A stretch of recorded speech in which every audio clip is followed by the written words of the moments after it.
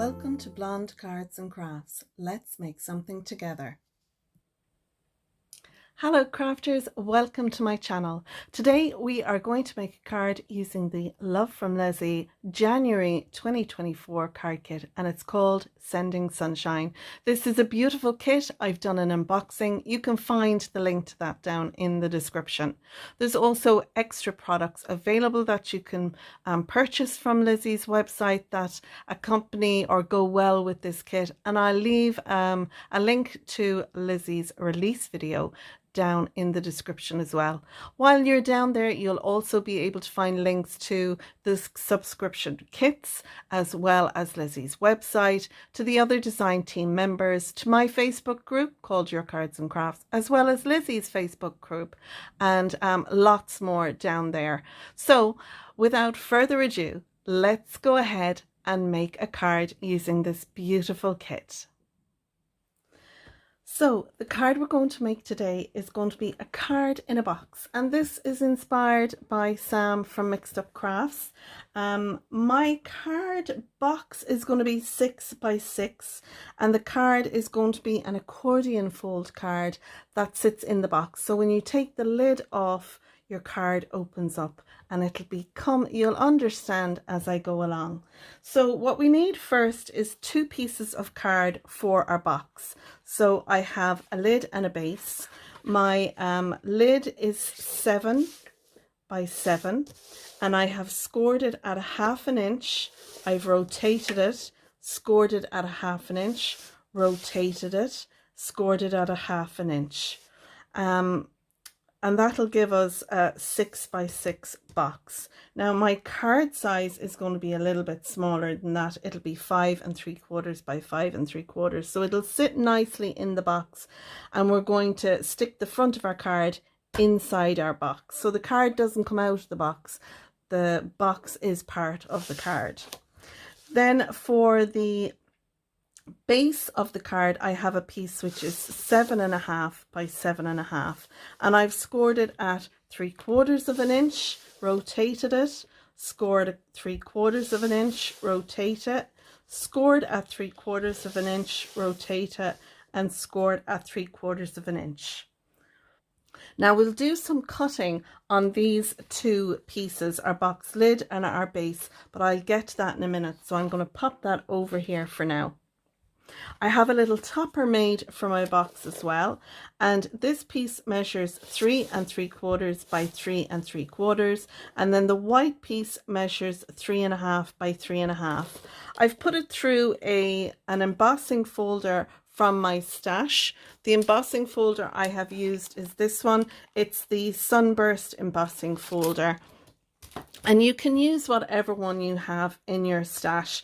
I've also attached one of our cute little donkeys. I've put some foam tape behind him, and this will sit on the lid of our box. So then we need a couple of pieces for our base, and I have taken 3 of these. I've taken 3 pieces and 1 piece. So I'm going to look at the big one first. This piece measures 11.5 by 5 3/4, and I've scored it at 5 3/4. So this is going to give us the center of our card, and then on either side of that we need to put 2 pieces. These 2 pieces measure 6 1/4 by 5 3/4, and I've scored this at a 1/2 inch.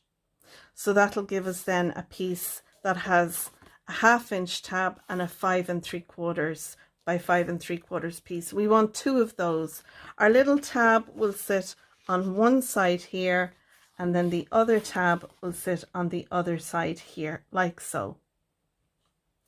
Onto those pieces then I have some more cardstock. So I'll move these out of the way and we look through these. So I have 2 pieces of white cardstock and 2 pieces of pattern paper. All 4 of these measure 5.5 by 5.5. The pattern paper we get one pattern in our pack. So it's not like I have two pieces of this pattern paper that I can use. So I'm going with the color tones to match. So I have two pieces of pattern paper, two pieces of white paper, and again, my white cardstock, this is 300 GSM cardstock. This has gone through, again, the same embossing folder. I also have a piece of white cardstock, and this is 5 by 5, and it's going to sit on one of my pattern pieces. It'll either go on the flowery one or this one, and I kind of think it'll go on this one here. So that's those four. Now I have two little donkeys. You can use flowers or whatever you want to put, but I'm going to put them in the center of my starburst piece. So they're going to be like a focal point. I've got some scraps from the pattern paper when I closed it down. I'm excited. Can you tell I'm excited about this card? Yeah, because I'm not taking a breath at all. Anyway, this piece measures 5.5 by 1/2 inch, and I have two of those. And then I have two pieces of pattern paper which measure 5.5 by 3/4 inch. And what I'm going to do is I'm going to put these two like so, and I'm going to pop it onto my starburst piece. And then I'm going to put my donkey on top, and I'm going to do that with both of these. And the reason I'm doing that with these is just so I can tie in the two different pattern papers that I'm using. It kind of makes, I don't know, for me in my head, using these and having two different types of pattern paper, it brings the whole project together, I think. Well, that's how I see it in my head. But and then that little donkey will go on there.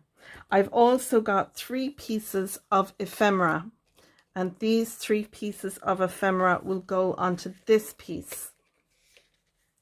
What I'll do is I will pop that up there, maybe like that. Now this could change because you know what I'm like. I'll pop the other little piece of leaf there, and I'll add the flower. I think I'm going to cover the one that's there with a little bit of dimension and add some foam tape behind that. And then that gives me room to stamp my sentiment. And what I'm going to stamp is, again, sending sunshine wishes for your birthday. I like that sentiment, and it's always great to have extra birthday cards in my stash. So that's what I'm going to do there. I'll probably put the sending and the sunshine birthday wishes, so it'll give me room to write the person's name and a little piece down here. If I want to use this for a big birthday, you know, 14 or 30 or whatever, I can put a number up here. I can die cut out numbers and put them there, so it can make it a, you know, an extra special birthday card.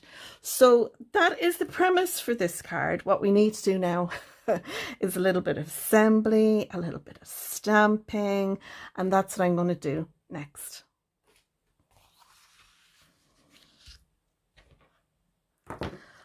So I have our box for our card to sit into. Now, you don't have to add this part to it. You could just decide you're making the card and you're going to put it in an envelope. That's fine. I just thought this would be a novel idea because our card is a big card. You could nearly call it a Showstopper card or a wow card. And I just think the box gives it that extra little edge. So we have our 2 pieces here.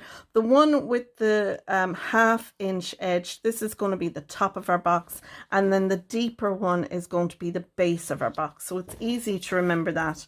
So what I'm going to do is I'm just going to cut up the corners on one corner like that, just up to the score line, and then I'm going to take a teeny tiny wedge from both sides, because this is going to be the little tab that's going to put our box together. And some people will rotate it and then rotate it and rotate it. I don't like to do that when I'm doing a box. I like to put my 2 tabs on one end and then the 2 tabs on the other. But again, you can do this however you like.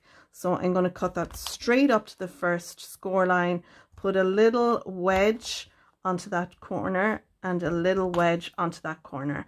And that just means when we go to glue them in, our little tabs there won't be seen over the top of our box. So again, I'm going to just do the same thing again, cutting our little tab, releasing it and adding wedges. So again, we're going to release the tab, we're going to cut in a little wedge, and we're going to cut in another little wedge.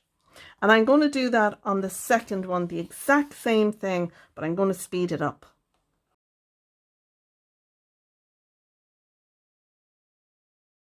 So now the next thing we want to do is burnish our score lines, and the cardstock I'm using here it's a hammered cardstock or a textured cardstock. It's got texture on one side and then it's smooth on the other. So I want the smooth side to be inside my box, and I'm just using this because I bought this cardstock in error. I didn't realize that it was textured, and so but it's handy because it's smooth on one side. It means that I can still use it in my projects because I can just focus. So if I want to stamp on this, I can, because it's smooth on one side. But I find it's great for making boxes because I can have the textured side on the outside, and I think it gives a lovely finish to my box. So you can see there, we'll bring our tabs over and our box like so. So what I'm going to do is I'm going to glue my 2 tabs in here at the top and my 2 tabs in at the bottom. And then what I'll do is do the top. Now I like to make my base, glue the 2 tabs at one end on the top, and then fit it onto my base. And that way I can be sure I get a nice snug fit. So I'm going to do that now. I'm going to use some quick grab glue from my stash. And I have my glue here. I like to use the bookbinding glue from Craft Stash. I find it very good, but my go-to has always been the Cosmic Shimmer glue. You like to use the Kalal glue, which is a really great one. It's not a water-based one, but I find that one is great too. It just takes a little longer for it to set. The quick dry glue grabs really quick. Now you can see I'm making sure I have a nice corner there, a nice sharp corner, and I'm going to bring that one up as well and pinch them in.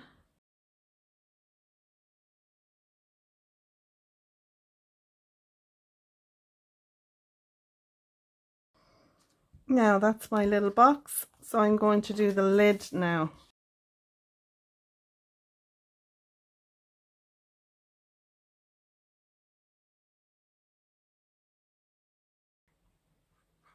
So I'm adding some glue now to my other 2 tabs, and I've moved to my Cosmic Shimmer glue just because this has a quicker grab than the other one, and I want to make sure it grabs on properly.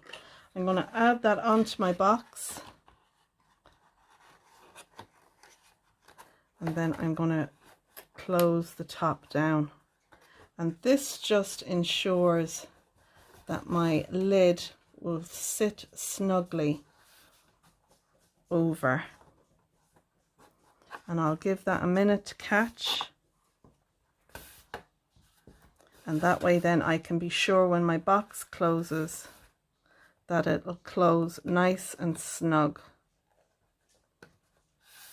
over that. So give it a minute, and then once it catches I can lift it off, and I can add a little bit of pressure down then to make sure they're set down nicely. And then what I'm going to do is I'm going to leave my lid and my base to dry. I'm going to put that over there, and I'm going to focus now on my card base. So I've stamped down my Sending Sunshine Wishes for Your Birthday, and these are stamps that came in the stamp set with the kit.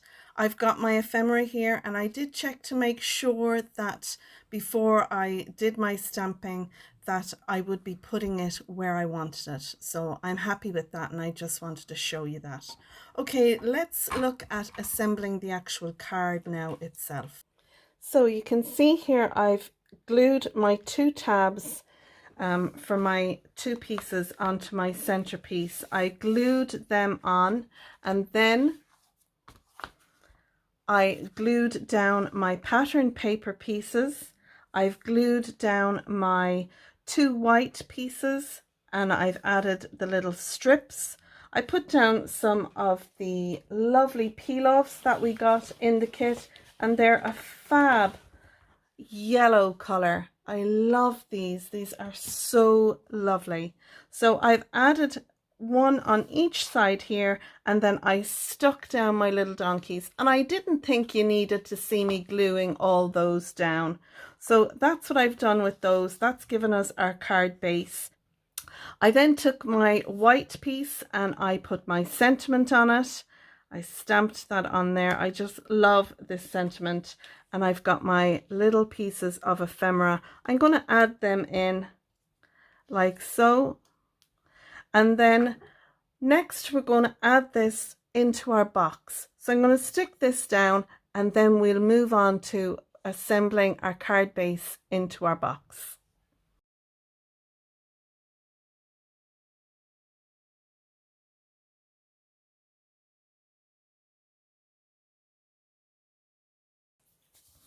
I think this panel here would be great for adding a big birthday number, or you could add a photograph of the person that the card is going to. You could also stamp another sentiment and add that on here.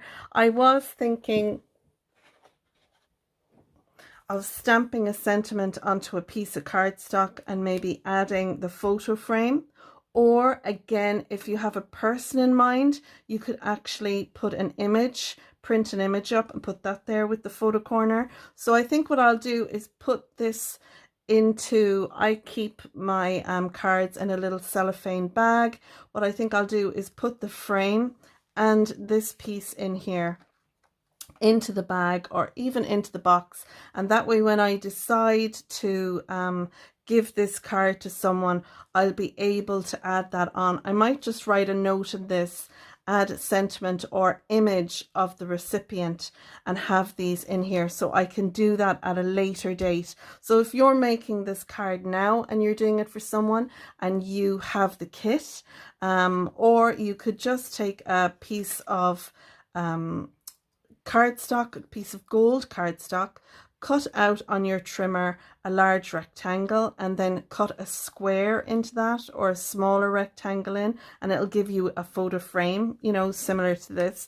These ones actually came in the kit, but I think I'm going to do that. I'm going to put these inside the box, and then I'm going to do that when I'm giving this card to someone. So that's a little idea I had while, you know, making this card. So next we want to add this into the box. So I'm going to close over my card, and then you'll see if you put your card in the box, you have a little border going the whole way around. Now, what's important for the top piece is when you put your card in, that you leave enough room here that it, you know, that this part of your box, the base, can sit in there like so. If you have the card too much over to one side or too much up to the top, you know, the base won't close into the lid. So just make sure when you do that, whether you're starting with the lid or you're starting with the base, again, when you're putting it in there, you should find that you have a nice little border going the whole way around. Make sure that your card is evenly stuck in there. So that's what I'm going to do. I'm going to do that now, and I'm going to use my collal. You can use double-sided tape if you have that, or you can use a liquid glue, whatever you like yourself. I'm going to use the collal to stick this down, and I'm going to give it time to set. And through the magic of editing, I'm going to be able to stick this one down, and then you'll kind of see me move straight on to doing the top, but I won't be. I'd have left this to actually dry, so do give it time. So I'm going to sit it in there, and like that, I'm going to make sure that I have my little bit of border going the whole way around.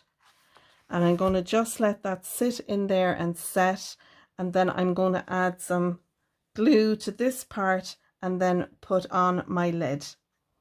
So I'll see you back in a minute. So now I'm going to do the other side of my card. Again, I'm adding a little bit of my liquid glue.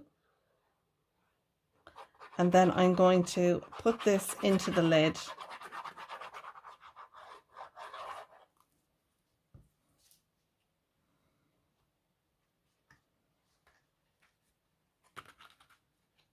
And again, I want to ensure I have some of that border going the whole way around so that my lid can close. And that's the great thing about the collal glue. It gives me a little bit of wiggle room. And I'm just going to leave that another while now. I'm going to leave this one set, let the glue dry, and then we can add our little topper that we have made. I'm going to put that on the top of the box. So now I have my box closed so I can add my little topper, and I want to do that next. I was thinking of adding a couple of the little couple of peel-offs to my little topper, and that way then I can put them around the back of the topper. So I'm going to do that before I close it up, and before I stick it down. And the reason is I'm going to wrap them around the back of my topper. So I'm going to add my little peel-offs like so.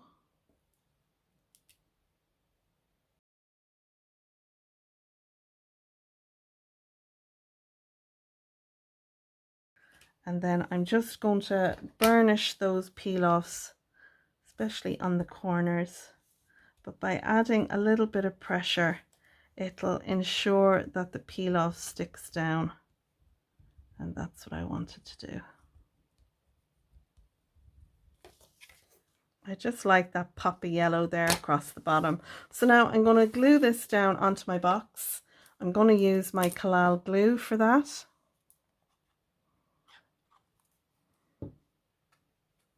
And then we can sit that into the middle of our box.